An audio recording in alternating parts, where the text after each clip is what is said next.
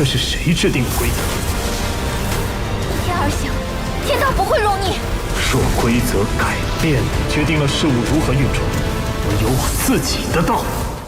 Woi yo, balik lagi sama teman santuy alias Cok Santuy dalam pembahasan alur cerita Donghua Perfect World episode 236 ya guys ya. Sebelum masuk ke alur ceritanya, kita rekap santuy dulu sedikit aja episode sebelumnya.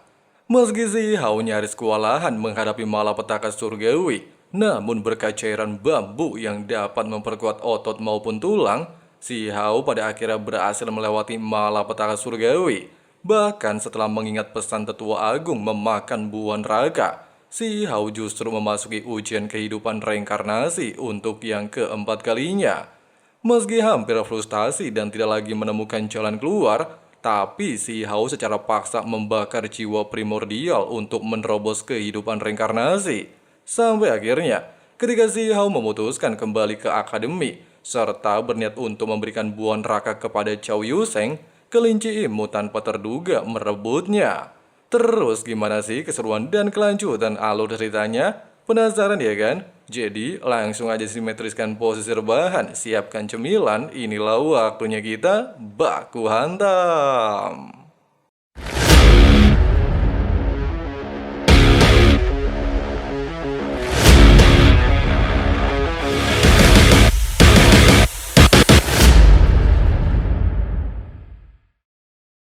Di saat Chow Yuseng kebingungan melihat kelinci imut menghilang dari Land, si Hao menjelaskan, setelah dirinya memakan buah neraka, si Hao bersama jiwa primordial memasuki dunia mimpi ilusi tingkat 4, sehingga dia beranggapan jika buah neraka memiliki efek luar biasa edan. Oleh sebab itu, si Hao meminta Chow Yuseng menunggu Tan Yuto kembali. Meskipun begitu, si Hao masihlah memikirkan tentang dunia mimpi ilusinya berlalu sekejap mata. Pasalnya kenapa ilusi Tan Yuto jauh berbeda sama miliknya. Dan ternyata...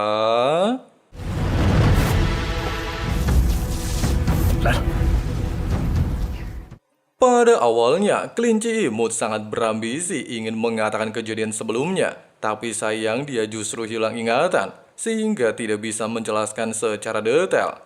Merasa janggal dengan hal tersebut, dan tanda segel di kakinya juga berbeda sama King Si Hao. Dia lantas memintanya untuk menampilkan semua ingatan kesadaran miliknya.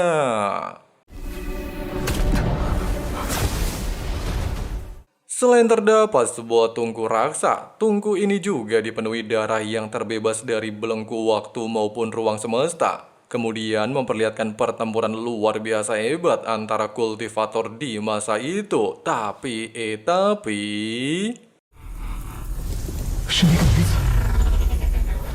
Tepat ketika si Hao lagi rungsing kenapa sosok wanita masa depan alias Master Yi dalam ilusi kesadaran Tan Yuto, dia sendiri tanpa sengaja melihat 4 orang sedang melawan musuh yang sama. Bahkan salah satu di antara mereka salah mirip dengan Chow Yuseng.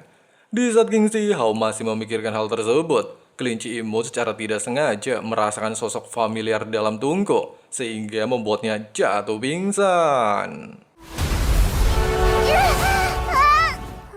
Sambil pusing 7 keliling, Tan Yuto akhirnya tersadar kalau suara dalam tungku sedang mencari seorang kultivator hebat. Bahkan orang tersebut akan berjuang sendirian melewati jalan wilayah kegelapan untuk menginjak-injak reruntuhan semua lautan di dunia ini. Dan menanyakan bagaimana tentang kisah sosok itu.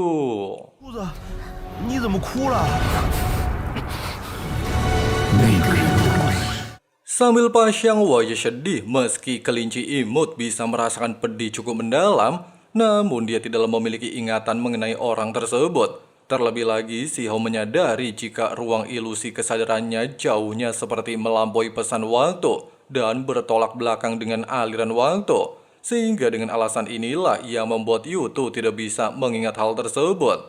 Oleh sebab itu, dia meminta kedua-dua culun pergi berlatih. Sementara dirinya akan memulai jalan kultivasi tertutup demi tubuh benih abadi.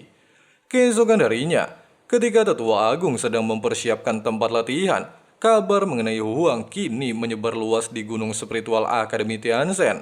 Tidak berselang lama, Meski Huang telah berhasil mendapatkan cairan bambu Dewa Iblis dan Buah Neraka, namun dikarenakan semua orang masih menantikan penyatuan benih abadi Huang, sang tetua memintanya untuk mempersiapkan diri. Pasalnya dia akan melewati ujian pertama membentuk ulang daging dan tulang. 来吧。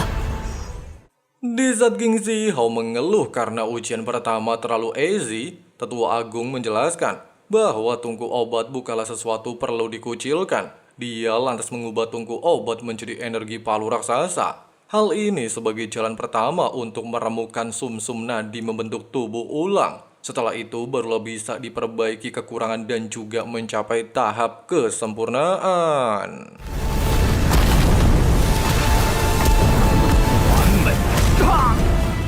20 hari kemudian, Si Hao berhasil membentuk tubuh benih kaisar. Namun di ujian kedua, tetua agung menggunakan serangan beracun menempa darah sejati. Hal itu dia lakukan karena Si Hao memilih jalan tubuh sebagai benih abadi. Meskipun Si Hao beranggapan kalau benih merupakan gerbang penghubung dao langit dan bumi, tapi anggapan ini salah total. Pasalnya benih abadi adalah kekuatan transformasi tanpa batas yang bersembunyi dalam diri sendiri.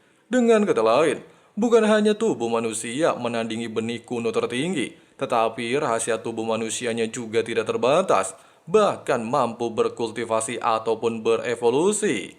Mendengarkan hal itu, jelas membuat Xiao tersadar kalau buah dao yang dilatih sebelumnya mengandung jalan dao tanpa batas, serta mampu menciptakan dunia sendiri.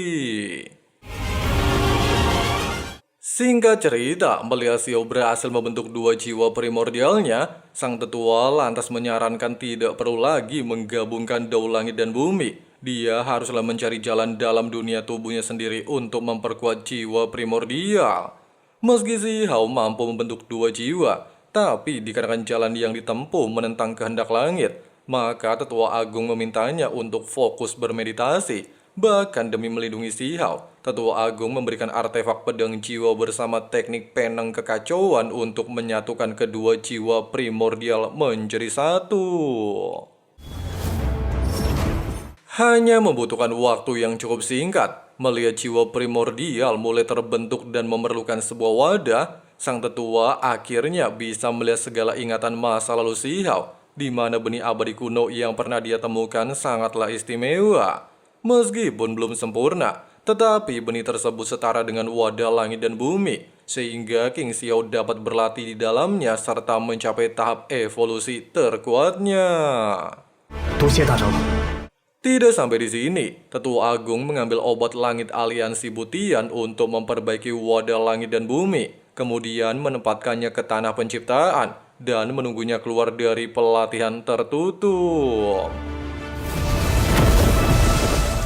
Di sisi lain, baik Qin Hao, Ten Yutu bersama Cao Yuseng telah melakukan pelatihan yang sama. Mereka berhasil menyempurnakan sebuah artefak ranah Dao Void masing-masing. Sementara untuk Lord Siyi masih mendalami tirai pupil surgawi. Dengan adanya fakta tersebut, sang tetua memiliki tingkat kepercayaan diri yang cukup tinggi bahwa para jenius mampu melawan musuh terkuat di medan perang nantinya.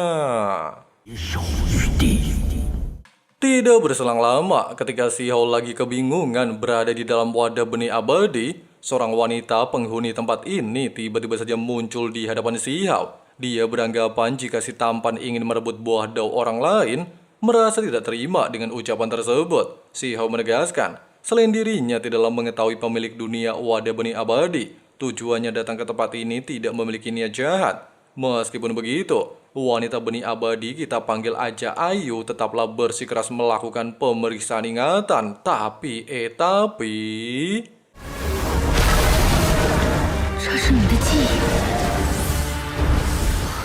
Melihat semua ingatan di masa lalu, seketika menyadarkan Ayu bahwa Xiao datang dari era kegelapan. Bahkan dia sendiri pernah merasakan ada samar-samar terjadi sebuah bencana di masa lalu. Oleh sebab itu, jika Xiao bersedia memberikannya sisa-sisa bahan obat abadi, maka dia tidak akan lahir di era ini, serta meminjamkan tempat berlatih melewati bencana untuk dirinya. Jika mampu bertahan hidup, mereka berdua akan bertemu kembali di masa depan. Setibanya di area pelatihan, demi mencegah suatu hal yang tidak diinginkan, Si Hao lantas mempersiapkan diri wadah kepompong bunga dao untuk melindungi dirinya. Walaupun kejadian ini sempat mengejutkan Ayo, namun King Si Hao tidaklah memperdulikan wanita tersebut, sehingga dia mencoba untuk fokus memahami dao langit dan bumi sebagai pembentukan tubuh menjadi benih 从 abadi. 体内开启了。